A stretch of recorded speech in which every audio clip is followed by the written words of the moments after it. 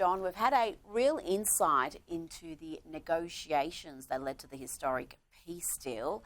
Let's hear from Trump's special envoy to the Middle East, Steve Witkoff, along with Jared Kushner. So we got into the room. The lead negotiator was sitting right next to me. That negotiator was in Doha when the Israelis struck. Correct. He survived, but his son was killed. Is that right? That's right. And we expressed our condolences to him for the loss of his son. He mentioned it. And I told him that I had lost a son and that we were both members of a really bad club, parents who have buried children. Witkoff's son, Andrew, died of an opioid overdose at the age of 22. When Steve and him spoke about their sons, it turned from a negotiation with a terrorist group to seeing two human beings kind of showing a vulnerability with each other. Is it true that once the deal was agreed to, that the Israelis there at that meeting and the Qataris began to hug each other? Absolutely. And I thought to myself, I wish the world could have seen it. That's quite remarkable, John, that personal connections could have an impact on such a momentous deal. Rita, diplomacy is personal, and it always has been throughout world history. Of course, objective factors matter, force matters, but negotiation is a human process, and it can be an emotional process. And I think Donald Trump really understands that. I think Marco Rubio understands it. And I think Steve Witkoff clearly understands that as well. What do you make of this peace deal? It is certainly the most significant of the 8 Donald Trump has signed or been a part of in his second term.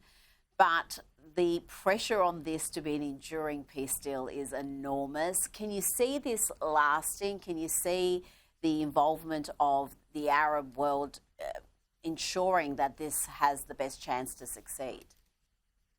Rita, I really don't know. Now that their living hostages have been retrieved, I don't know how much appetite Israel has to go back in there and resume fighting with Hamas. And as far as the other Middle Eastern countries, the other Islamic countries are concerned, I just don't know who in that group has the wherewithal to go into Gaza, go into those tunnels and do battle with terrorists who look like civilians. I think it's very hard to see what the future holds. For now, the Hamas is basically just continuing to oppress people in Gaza. And as long as it stays that way, I'd be surprised if the Israelis do very much about it.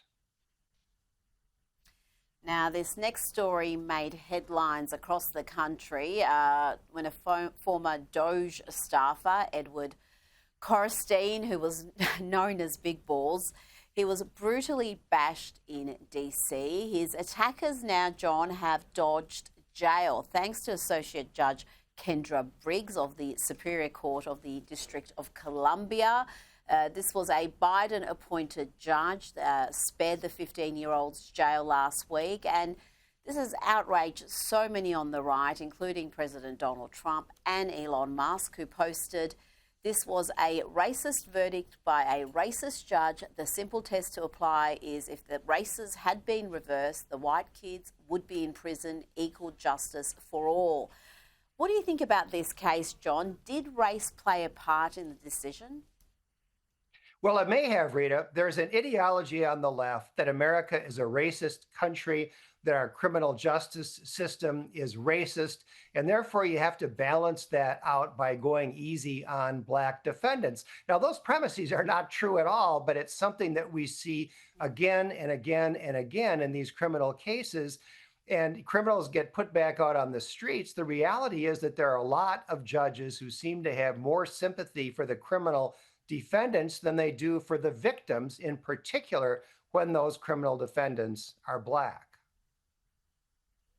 Now, before you go, I've got to ask you about former Biden White House Press Secretary Karine Jean-Pierre.